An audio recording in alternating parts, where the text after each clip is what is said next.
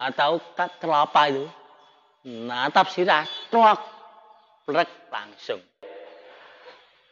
Assalamualaikum warahmatullahi wabarakatuh. Alhamdulillah, alhamdulillahirabbil alamin. Assalatu wassalamu ala asyrofil anbiya'i wal mursalin.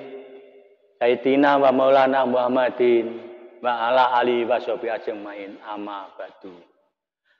Para pamirsa yang ada di mana tempat, saya mengenalkan bahwa di makom sejarah makom Singomodo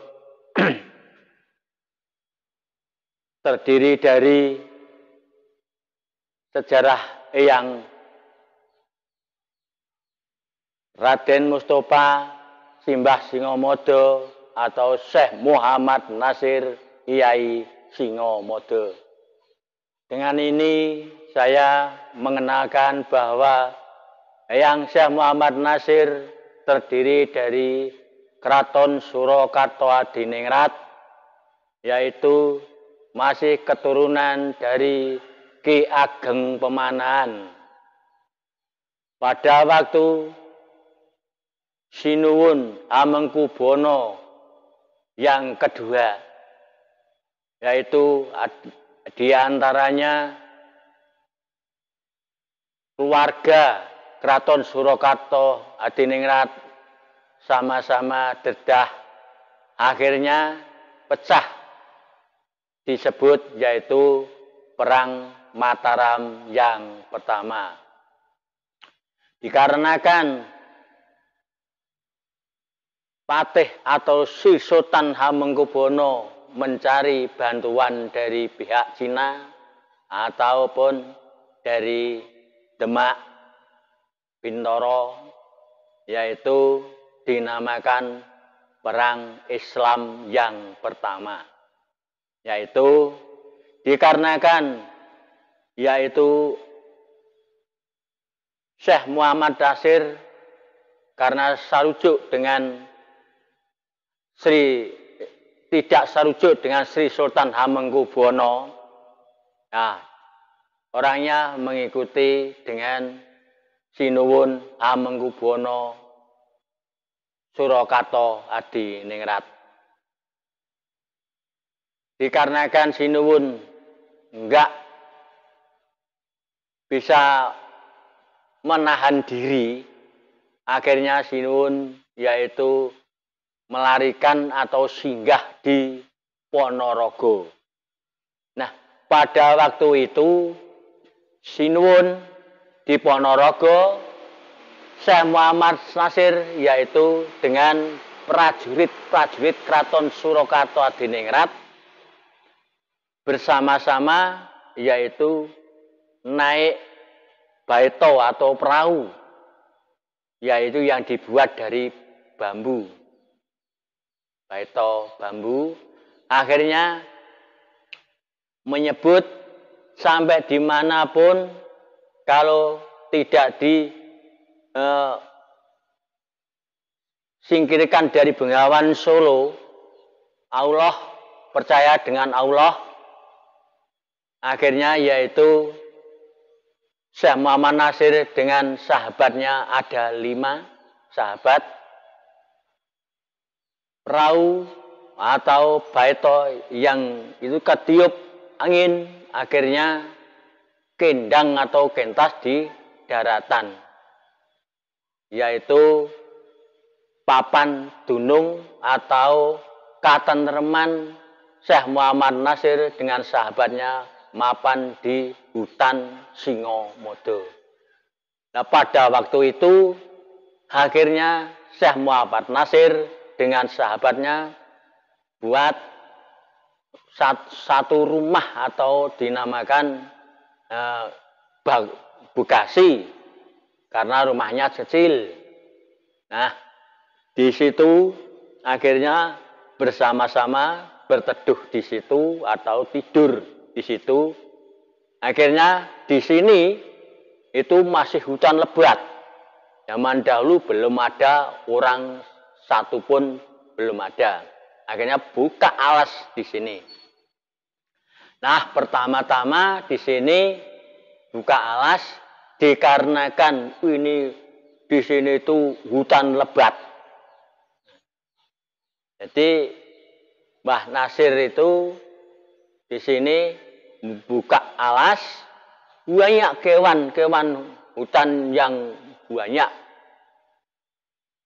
Sembarang hewan yang dinamakan hewan yang galak itu paling banyak dulu.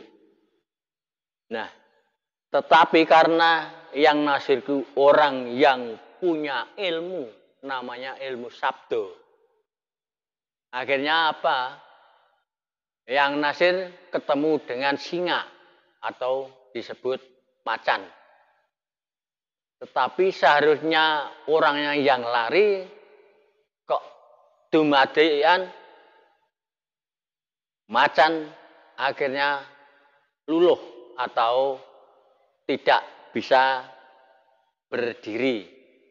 Setelah yang Nasir liwat di belakangnya, nah, yang namanya singa itu akhirnya berdiri langsung lari. Loh, kok seperti itu? Yang Nasir punya kekuatan yang bisa menaklukkan hewan galak. Maka akhirnya di sini disebut nama dukuh Singo Modo. Singo niko macan, modo waidu atau tidak bisa dipaidu atau disepelekan. Yang dinamakan manusia kok punya kelebihan seperti itu, gitu. Nah, lanjut kelanjutannya, lama yang Nasir buka alas terus buat bersama-sama 6 orang, yaitu 1 Syekh Muhammad Nasir, Yai Singomodo. Sebelumnya itu belum disebut Yai, baru Syekh Muhammad Nasir dengan sahabatnya yang bernama Raden Mustafa, Rijal, Solahuddin, Munir, Soleh. Itu bersama-sama kerja bakti, babati hutan, akhirnya sangat luas yang dibabat dengan Mbah Nasir itu. Nah, karena Mbah Nasir itu orang yang ahli topo broto, yaitu akhirnya Mbah Nasir dari Keraton Surakarta Hadiningrat yang dibawa hanya pusaka dengan buku, yaitu 1 buku, yaitu buku tuntunannya Sunan Kalijogo. Karena sebelumnya itu agamanya dulu masih Nasrani atau Hindu-Buddha. Nah, karena yang dibawa ke sini itu buku atau tuntunan buku Sunan Kalijogo, akhirnya sinau atau yaitu mengembangkan agama Islam. Nah, lama yang Nasir mendirikan masjid dikarenakan dari sahabat-sahabatnya sudah punya suami atau sudah polokromo, yaitu salah satunya di waktu yang Nasir itu buat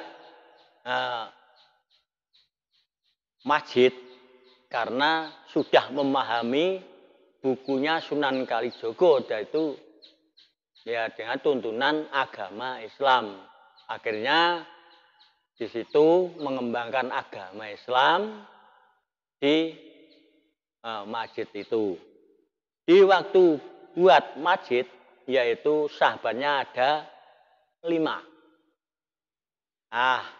Dumadaan yang 1 itu belum punya suami atau belum polokromo. Nah, dengar yaitu sindir amen atau disebut dari Jawanya ledek barang. keliling di desa-desa itu, di kampung-kampung. Yang satu turun lihat, yaitu melihat sindir amen atau ledek barang. Joget itu. Nah, karena di situ kelamaan, nah yang Nasir agak marah. Karena apa? Temannya pada yaitu pasang tusuk atau buat masjid, kok dewenya itu lari cari atau melihat ledek barang atau yaitu sindir amen. Nah, ditanya oleh yang Nasir, kamu tadi di mana? Temannya pada kerja bakti kok enggak kerja sendiri? Yaitu jawabannya, itu loh yang saya lihat sindir amen atau ledek barang. Loh, kamu apakah senang dengan sindir amen? Jawabannya muni, yaitu senang. Loh, kalau kamu senang, suruh panggil ke sini. Akhirnya dipanggil. Nah, itu ada sejarah, nginjak sejarah. Dipanggil punya suami atau belum, yaitu berhadapan dengan yang Nasir, ya dinamakan yaitu penari atau sindir amen. Jawabannya belum punya suami. Nah, dari yang Nasir, misalnya kamu, saya jadikan suaminya sahabat saya ini bagaimana? Nah, sanggup. Akhirnya menjadi suaminya, yaitu sahabatnya Syekh Muhammad Nasir atau teman Syekh Muhammad Nasir. Nah, pada waktu itu sudah menjadi keluarga, akhirnya disuruh menempatkan diri, tidak ikut dengan yang Nasir, tidak satu rumah dengan yang Nasir. Nah, disuruh buat rumah di sebelah barat jalan.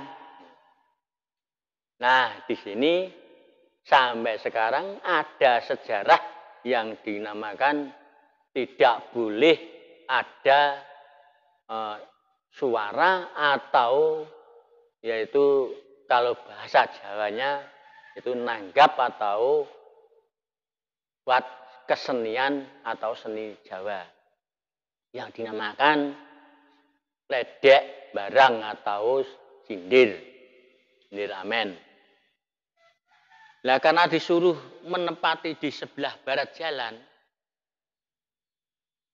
di waktu itu karena yang sahabatnya itu punya jawaban merasa senang dengan hiburan seni kerawitan atau ledek barang itu. Nah, yang Nasir menanyakan dengan suaminya atau ledek yang disebut sindir amen itu, kalau kamu mau menjadi suaminya atau keluarga dari sahabat saya, kamu harus berhenti, tidak boleh menjadi ledek atau jadi sindir amen.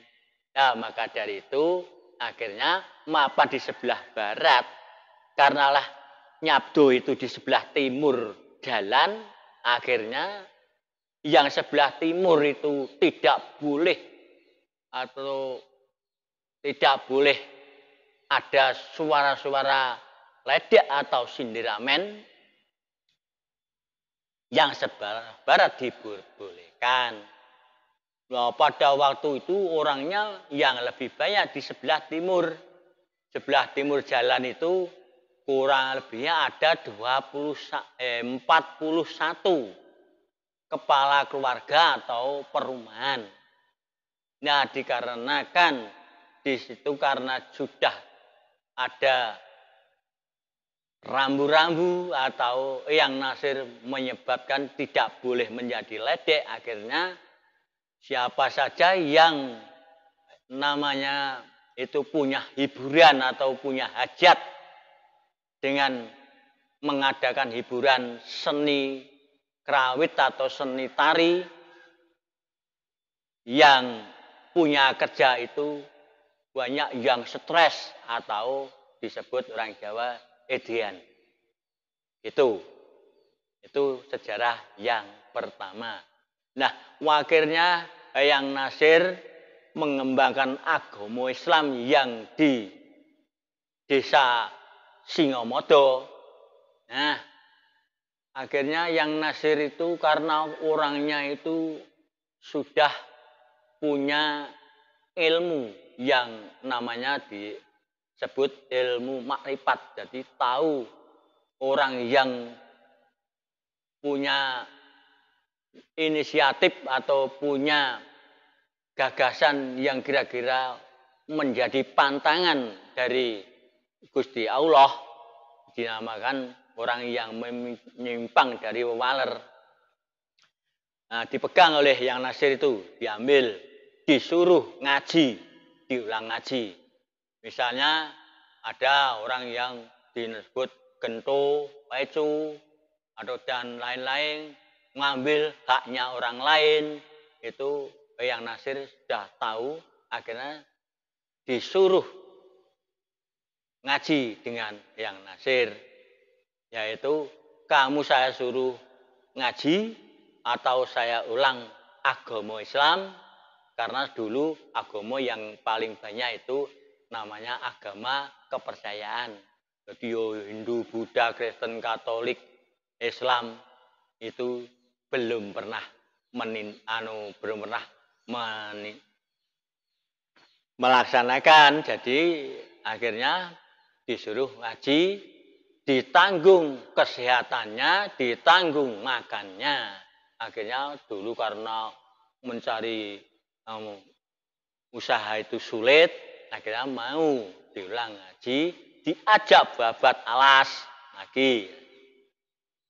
Lalu di sini di Singomodo dan sekitarnya, akhirnya Eyang Nasir itu punya santri atau yaitu orang-orang yang ikut ngaji mondok di tempatnya Eyang Nasir itu kurang lebih ada 90-an santrinya.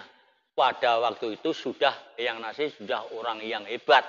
Kalau Mbak Nasir orang yang hebat, saya kira belum ada santri sampai 90 orang. Karena Islamnya belum bisa berkembang dengan saat. Nah, wakilnya diajak babat alas atau ulah tetanen. Nah, untuk makan dan sebagainya, nyandang, itu sudah diurusi dengan Eyang Nasir. Wah, akhirnya banyak santrinya. Dulu itu Eyang Nasir, dan waktu siang hari, yaitu kerja bakti dengan sahabatnya, dengan santri-santrinya. Kalau di waktu malam mulang ngaji itu. Nah, di waktu mulang ngaji, Eyang Nasir itu punya seragam yaitu warna putih.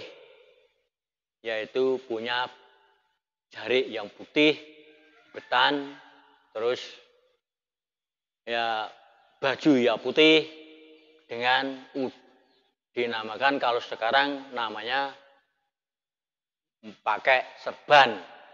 Atau nek cara dulu ya sebutoe kain putih di udeng-udeng enten kepala. Nah, itu.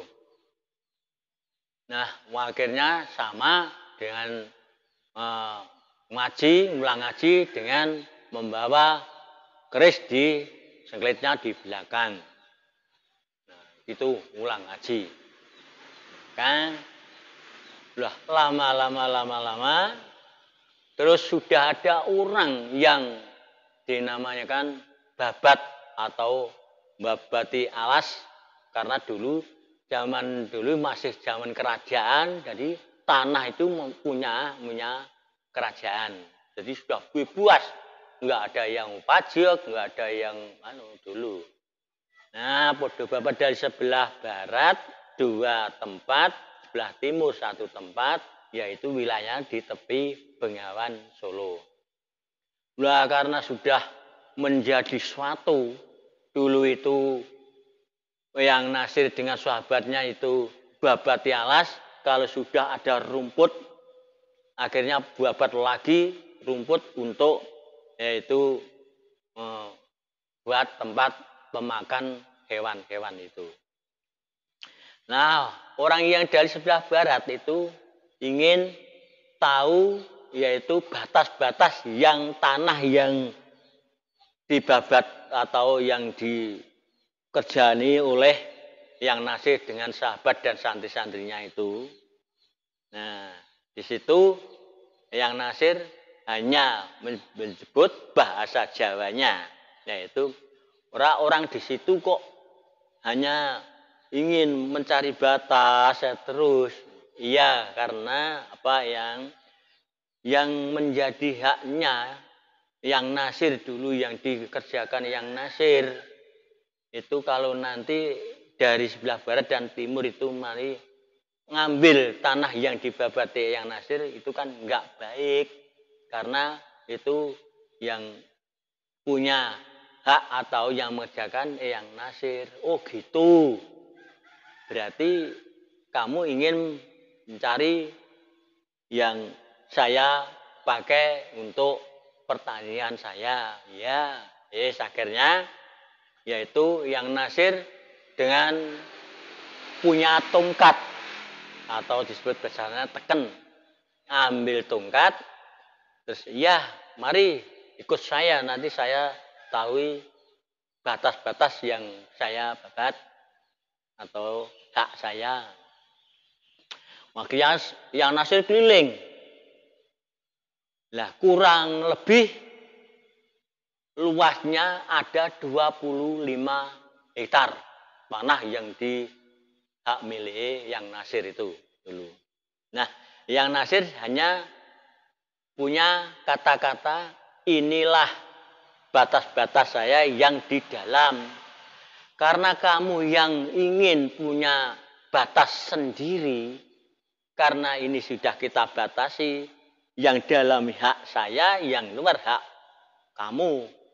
Tapi kalau kamu nanti mengambil hak saya atau melanjak batas-batas ini, resiko dan apapun kamu yang punya tanggungan, yang tanggung jawab.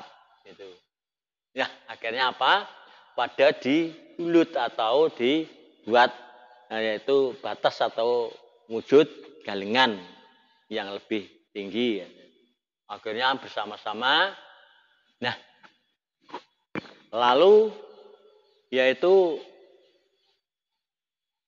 POC atau Londo masuk nang Indonesia karena tanah negara dijajah oleh Belanda.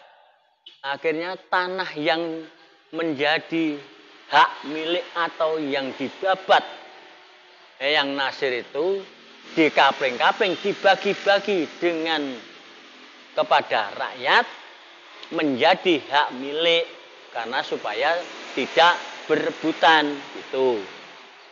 Akhirnya apa?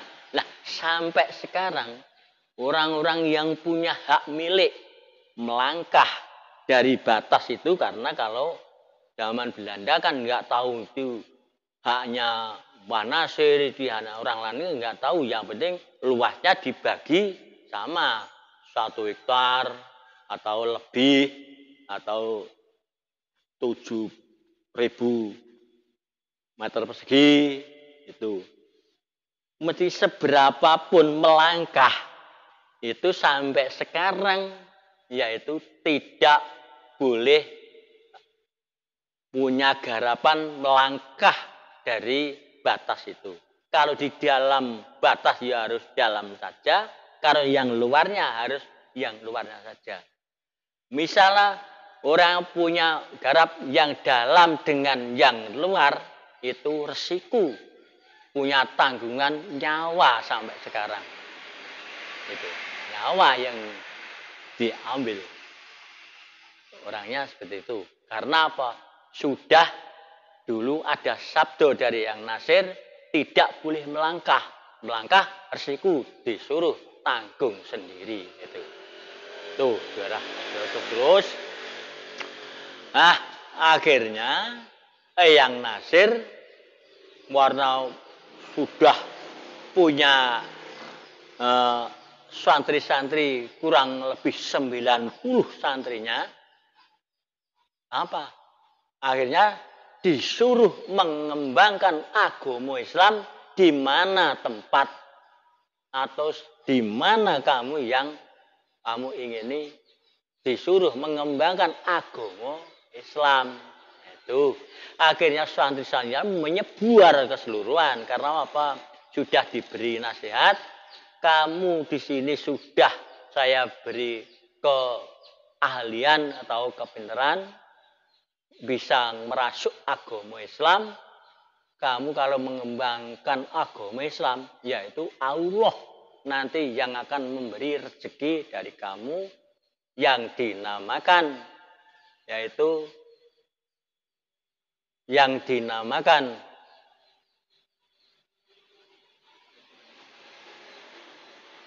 mengembangkan agama dengan rezeki yang kamu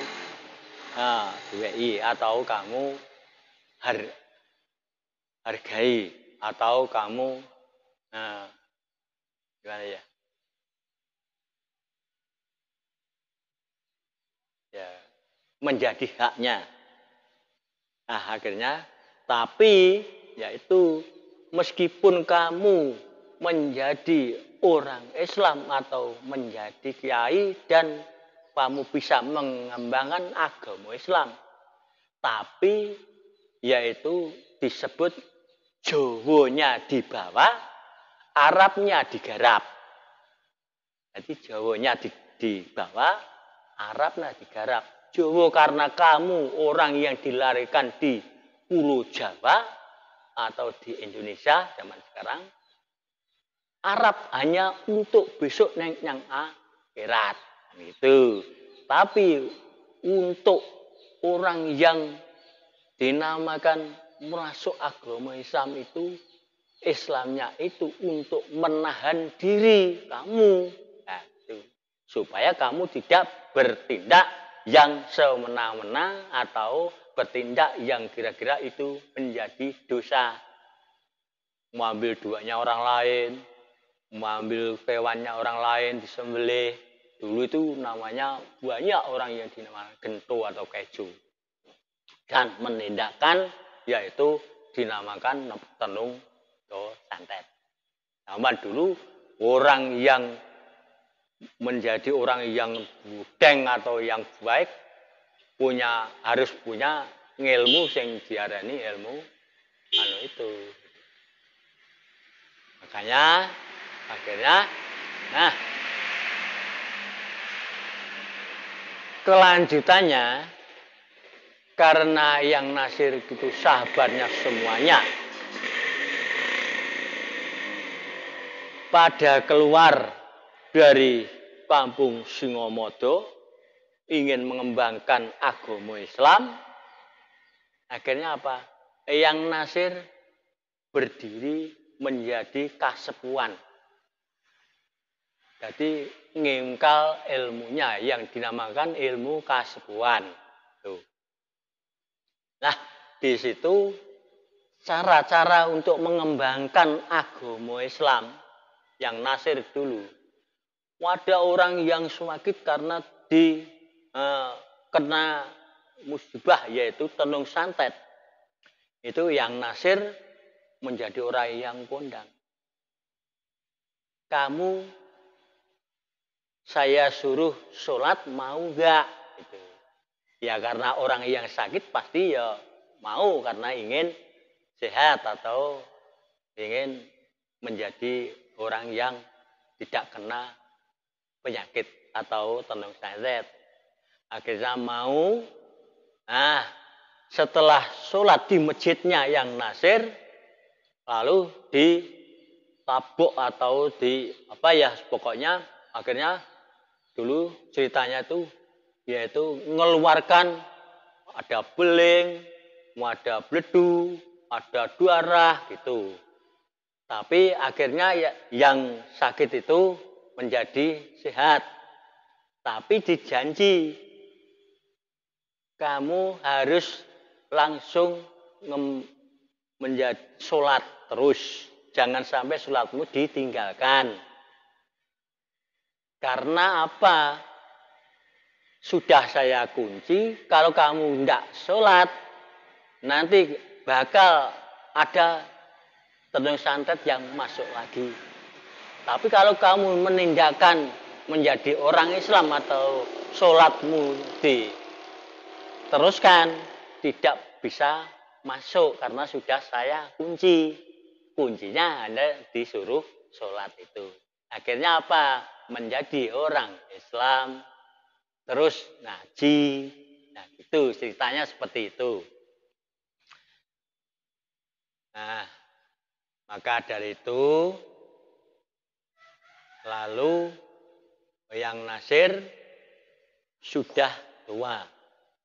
Ya, sudah tua, yaitu sahabatnya itu ada 5. Yang Nasir itu dulu mau mencari pendamping atau suami. Itu tidak ada wanita yang kira-kira ilmunya seimbang dengan yang Nasir. Nah, karena yang Nasir punya ilmu sabdo, nanti kalau mencari wanita yang kira-kira tidak punya ilmu, kalau nanti yang Nasir marah menjadi masuk resiko merasa nanti menandang dosa dengan Gusti Allah, akhirnya tidak mau polokromo atau enggak punya suami. Nah, yang 5 yaitu Raden Mustafa, Rizal, Solahuddin, Munir, dan Soleh. Itu 5 orang itu punya suami semua, tapi suaminya orang biasa, bukan orang dari ningrat atau dari darah biru yang disebut yang Nasir, yaitu 5 orang itu yang 3 itu punya anak atau punya putra yang nomor 1 jumlahnya 3, yang 2 itu pria, berarti 3 wanita, terus yang 2 pria. Nah, di waktu itu yang Nasir itu karena punya santri-santrinya banyak, yang putri-putri itu disuruh yaitu masak atau nyuci pakaian-pakaian dari pakaiannya, termasuk yang Nasir itu. Termasuk pakaiannya yang Nasir. Nah, makanya yang pria 2, putra yang 2 itu dulu diajak yaitu olah tetangan dengan santri-santrinya itu. Ya, karena yang Nasir merasa sudah tua, mungkin karena manusia lahir itu dari amanah Gusti Allah, tetap kembali menghadap Gusti Allah lagi, kan gitu. Akhirnya hak atau kepunyaan yang Nasir itu diserahkan oleh wanita yang 3 itu, menjadi hak milik orang 3 itu. Dengan pusaka dan lain sebagainya, termasuk pakaian yang untuk itu, yang untuk ulang ngaji itu, dan 1 pusaka yang untuk ulang ngaji. Nah, yang pria atau yang 2, putra yang kedua itu, 2 orang itu dijanji, kamu besok saya suruh menguri-nguri atau menghormati makam-makam saya sampai run mak turun. Maka sampai sekarang yang ditemakan untuk gendurinan tadi itu namanya dari keturunan putri. Termasuk saya yang ke atas tadi kirim doa di tempat yang nasir atau makom yang nasir, yaitu yang disebut juru kunci pengurus yang ada di makom.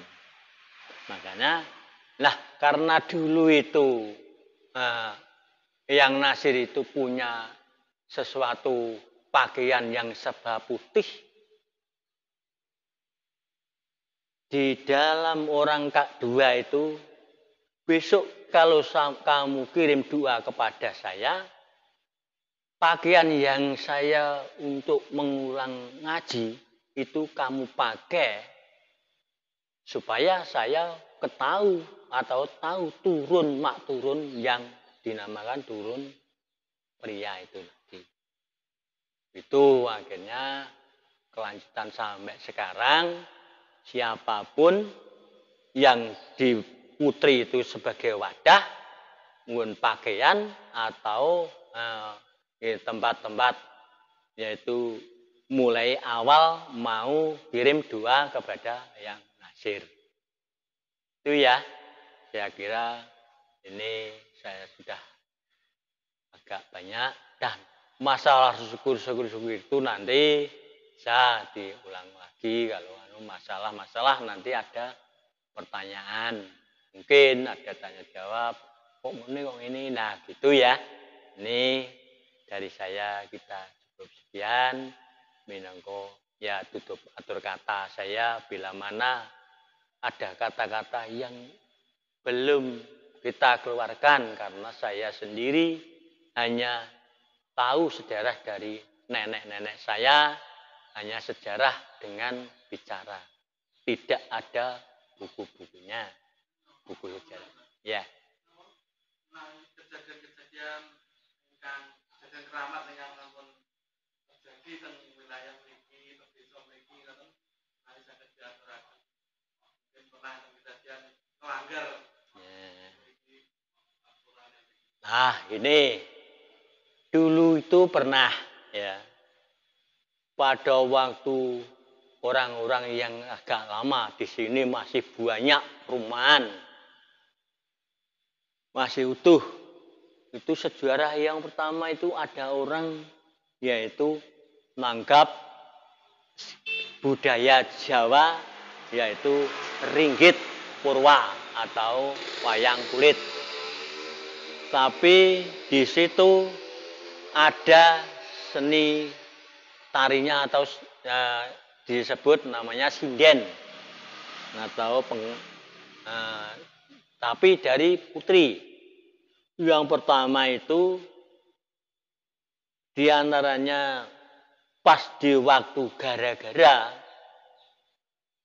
ya tamu sudah berkumpul semua, akhirnya yaitu yang punya rumah itu stres tujuan nganti yaitu akhirnya bubar,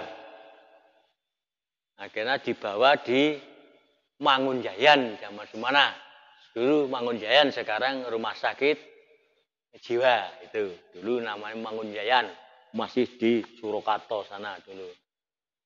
Itu akhirnya bisa kembali menjadi orang yang sadar, tapi sadarnya tidak sepenuh seperti semula. Tetap kadang-kadang yoseh glenyeng, kadang-kadang normal gitu. Terus lagi ada lagi orang yang punya kerja nanggap kleningan. Nah, kalau dulu kan tidak ada apa itu terop seperti sekarang, hanya rumahnya dibuka, gede miringan dibukai supaya ben wong nonton di luar gitu melihat badek kan gitu. Apa namanya? Bangunan rumah yang di atas namanya top keong itu yang di ujung ini ada segitiga itu toh, ya bak itu ya jatuh di tempatnya kerawitan itu. Jatuh rumahnya di ini. Bangunan anu tebayang kayu jatuh yeng ngebangi gong sing gedhe koyok gong gedhe akhire bubar ora iso papan mung sirahe sing tukang nabuh gong niku bocor bubar gonge ya ora iso muni jan oh neh niku sing belum ada apa namanya sonder nek zaman dulu ngarani sonder utawa nek sekarang tip radio tip. Nah, setelah itu ada kegiatan atau sudah ada tip atau anu itu, tapi ada radio. Berkembangnya radio dulu nasional, SAP, terus wes pokoknya warna-warna lah. Suaranya baik-baik. Di waktu ada yaitu wayang atau zaman dulu ada namanya Waljinah, sinden Waljinah. Dalangin Narto Sabdo zaman dulu. Narto Sabdo. Nah, di situ tanggap wayang atau tanggap tape itu sudah ada tape atau rekaman kaset dulu kaset itu akhirnya apa orangnya meduan wis atau mintakan doa atau mau ngapura. Nah, akhirnya orangnya ya sudah bisa kembali normal lagi. Mesti stres itu mesti tentu nih. Wah, lalu lagi yang dinamakan ada apa? Regel. Itu ada corongnya besar, terus piringan yang besar itu diangnya. Nah itu, nah ada orang yang sebelahnya itu di luar batas Singamodo. Akhirnya satu orang pulang dari kerja di Tanah Tegal, pulang. Nah namanya regel itu lewat sampingnya, ya masuk ke batas wilayah Singamodo itu. Nah, di situ orangnya ya karena ingin nanggap. Nah, tidak di rumah tapi di halaman rumah. Di latar. Nanggap itu. Lah karena RT-nya itu dengar ngomong yen itu jeneng hiburan iki masih sulit. Ikut nonton atau ngrungokke di kaset atau naman regel itu. Itu nah, setelah itu akhirnya kemudian dulu dirikul atau diempat kulan. Serambung jalan. Nah, RT-nya kembali. Loh, kembali lewat jalan bluluk atau kelapa itu. Natap sirah, trok, plek langsung. Iki RT-ne. Langsung rek. Oh, wis zaman saya lagi radio urung berkembang kathah. Akhirnya radio berkembang kathah, anggere orang beli radio pada yang pasti ada yang edan. Yang sebelah timur itu tengah-tengah Kampung Singamodo, itu di atas itu ada gerdu atau kasibu itu. Nah itu kan ada jalan arah ke selatan. Nah sebelah barat itu boleh tayub atau kerawitan, yang timur tidak boleh ada suara ada.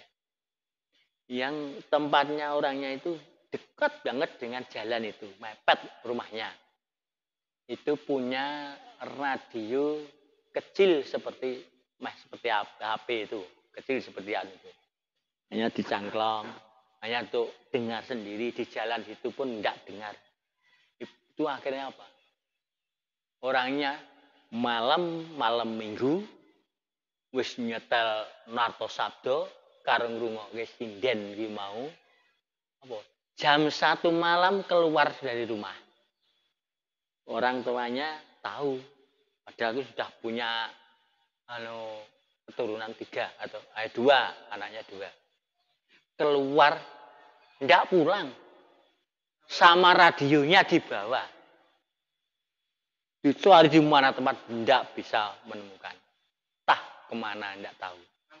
Sampai sekarang enggak pulang. Itu dibuang namanya. Gimana kalian? Nah itu dianggap Mbah Nasir ora ngerti atau tidak tahu. Padahal yang Nasir sudah paham. Kelakuan orang sing ngomong dewi mana sudah paham. Tuh. Nah, lagi yang terakhir sudah tahun 70-an. Ya kalau nggak salah tahun 74 atau sampai 76. Presiden Pak Harto zaman dulu ngembangkan yaitu kolam ikan. Nah, di sini yang di atas sana ada sendang. Gitu. Atasnya ini ya panduran yang dipandurkan itu ada sendang. Nah, itu didam menjadi air yang banyak, terus bawahnya untuk kolam. Kan itu. Kolam nama Trawas sama. Nah, adik saya yang dinamakan Ngatinem. Itu punya anak baru lahir 5 hari bar disepasari wedan plat umahe mriko cedhake kula yen manggone teng mriku niku nggon cedhake kolam niku sing diengge kolam kebon kula lah sendang itu di kebone di kebon kula warisan saka eyangne dhisik lah karena di situ itu dulu